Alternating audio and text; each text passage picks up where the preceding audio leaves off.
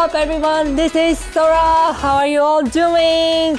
俺、アイムソラが MC の番組ソラ先輩クラブ始まりますイエーイイエーイということで、この番組はアイムソラがあらゆるジャンルの先輩をゲストに迎えて、先輩から極意などなどを教わりながら世界のみんなにお届けしていこうというワールドワイドな番組でございますイエーイイエーイイエーイ。それでは今回もゲストは前回に続きこの方、加藤和樹先輩です。よろしくお願いします。イエーイイエーイイエーイ。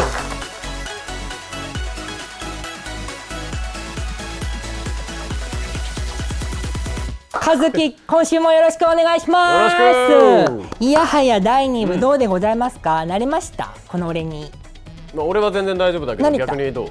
全然慣れてないもう震えてんの、まだ脇汗止まんないけまだかよ。もう無理。ちなみにね、まあもう1回やってるじゃない、マックス 100% だったら今俺って和樹にどれぐらい近づけてるかなとこう。今 50% ぐらいじゃない？結構いってる。いや 200% 中おい4分の1じゃん結構遠いよ。マジ頑張んなきゃ。まだよちなみにさ、この番組ね、海外の方がすっごいたくさん見てくれてるんだけど、和樹ってなんか海外にこれまで行ったことはある？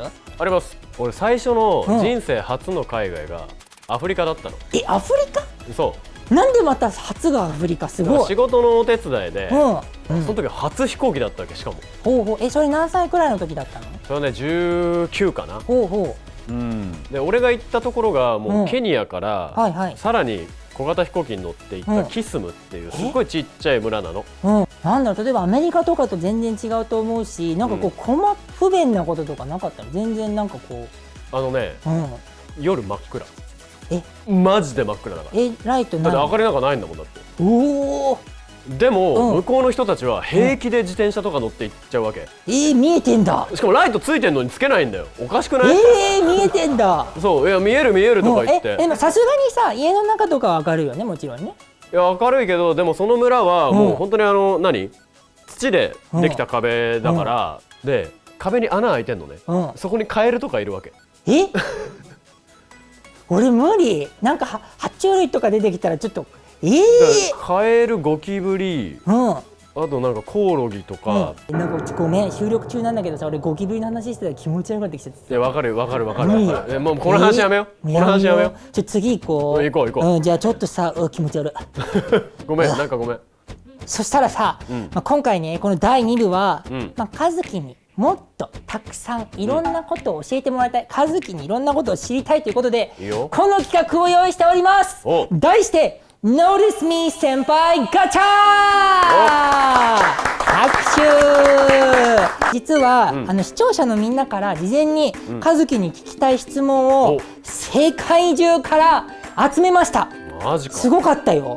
もう本当にたくさん質問が来てて、も世界中から来てるんだけれども、ちなみにね、英語でね Notice Me 先輩ってなんか先輩私に気づいてみたいな意味なのよ。だからね、和樹に気づいてほしい人たちがいっぱいいるわけです。気づきましょう。いっぱい。じゃあ早速ちょっとルールの説明をしたいと思うんだけれども、俺はなんと素晴らしいものを用意してきました。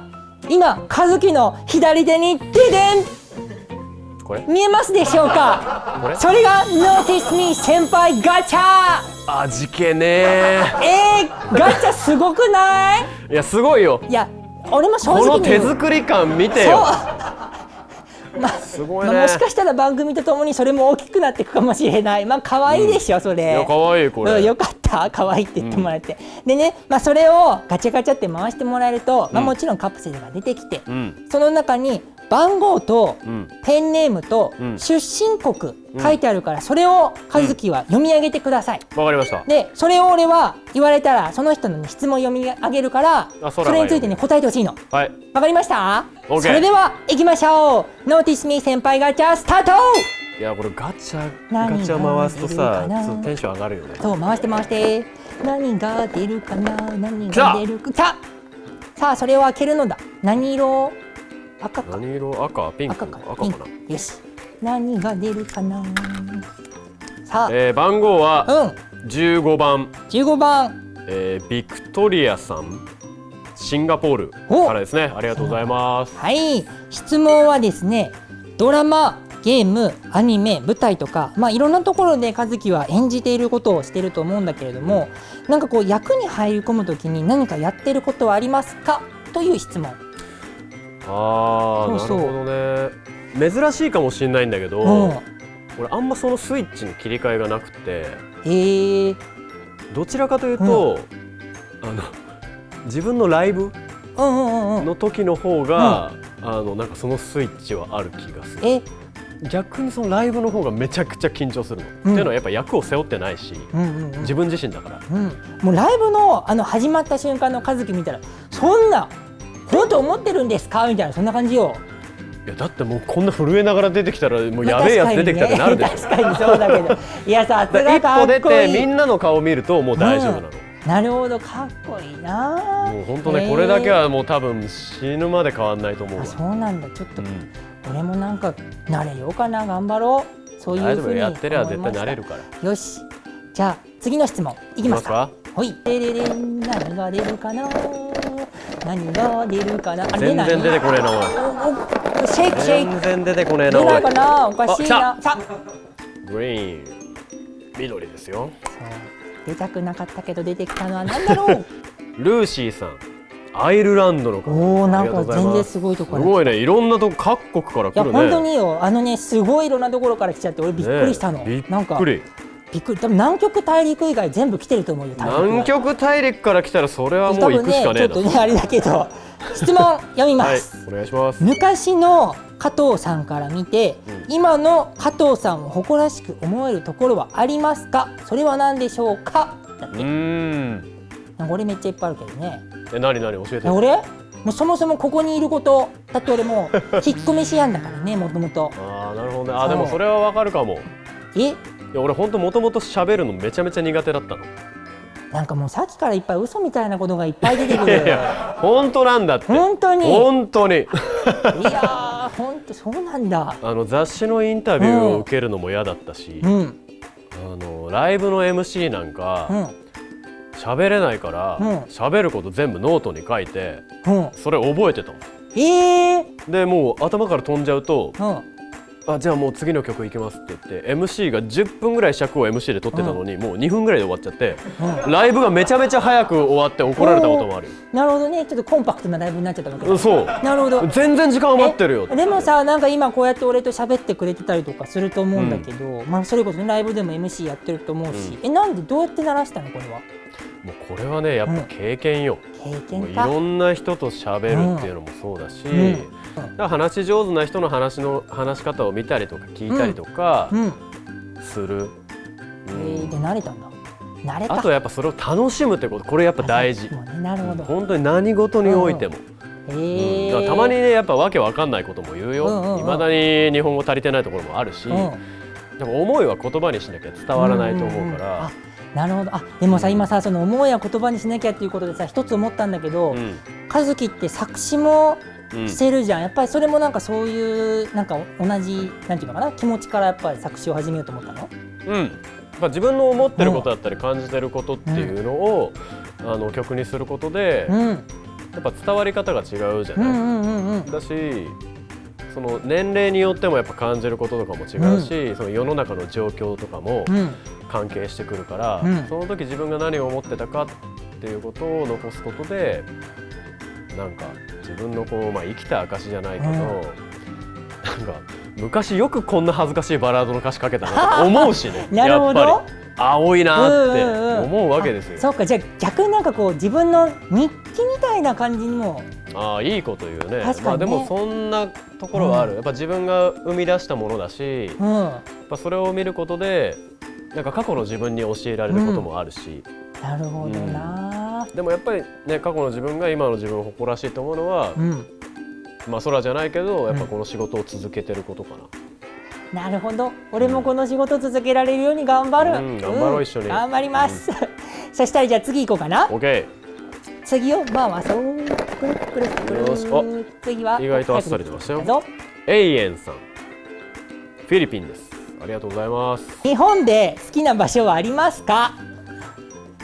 いやーいっぱいあるね。あるよね、日本いっぱいあるよね。あるよ、ね、そりどこだってゃ。まあライブツアーでいろいろまあ日本ね、各地行かせてもらって、いやーやっぱ北海道、沖縄。北海道、なるほど、あったかいか寒いかみたいな。なんで？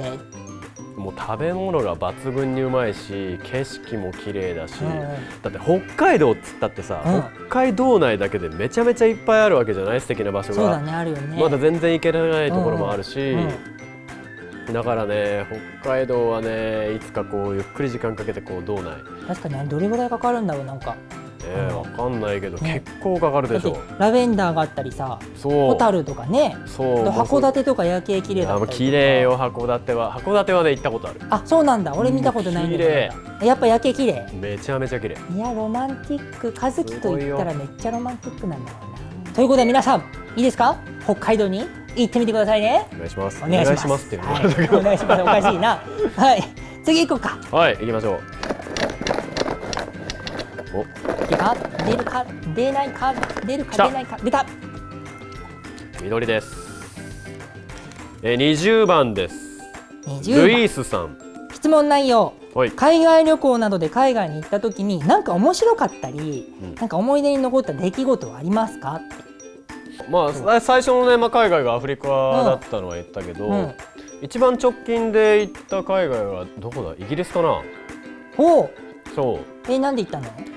バックビートっていうビートルズ創世期の時の、舞台をやったので、まあ、映画にもなってるんだけど、でそれでちょっと行きたくて、まあ、2回目なんだけどイギリスは、リバプールには行ったことなくて、で行ったのよ、リバプールに、初めて行く土地なんだけど、リバプールってなんかどこか懐かしい感じがして、それさ、俺あんまりよくなんかイギリス詳しくないんだけど、ロンドンから遠い？まあ遠いね。あ、そうなんだ。で、まあ港町なんだけど、リバプールって、まあだからなんだろう、ガヤガヤしてる感じではないのね、ロンドンみたいに。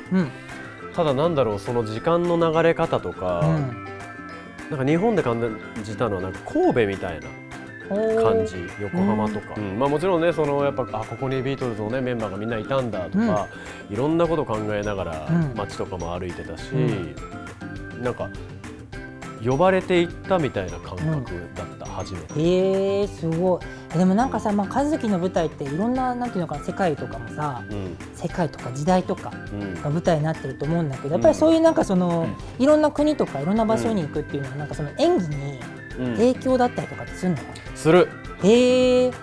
その土地感とか、土地の地名だったりとか、セリフにした時に説得力っていうものが全然違う。やっぱセリフを喋ってるだけでその情景が自分の中で浮かぶんだよね。で舞台上でいくらこうセットを作ったとしても、それって限界があるし、でもそこはやっぱ役者が自分たちで埋めなきゃいけないことなのね。だからみんな本を読むし、映画も見るし、資料映像を見たりとか、いろんなことを自分の中にインプットするわけ。でもよく聞くね、インプットってやっぱ大事なんだね。大事。俺もいっぱいインプットしようと思います。しようよ。する。そんなところで、ノーティスミー先輩ガチャ、この辺で、第2部は終わりたいと思うんだけども、皆さんありがとうございますね。まだねいっぱいあるんだけど、本当にたくさんの質問が来ておりました。和樹なんか結構完璧な人だけども、なんか面白いし努力家なんだなってつくづくどこ目線だお前通してまあいいんだけど、上から目線になってきました。俺ね、このドヤ顔は結構ドヤってるんで、ドヤ顔ムカつくな、なんか最後にプレゼントの、お話です。アイムソラのツイッターでは和樹のサインと俺のサインが入った色紙のプレゼントを行っているので、ぜひぜひ、チェックしてみてください。はい、お願いします。よろしくお願いします。ソラ先輩クラブ with 和樹加藤、次回もお楽しみにということで、和樹また俺と一緒に、またよ、一緒に言うの、See you next time、いくよ、せーの、See you next time。チャンネル登録してね、今すぐに。よろしくね、よろしくね、よろしくね。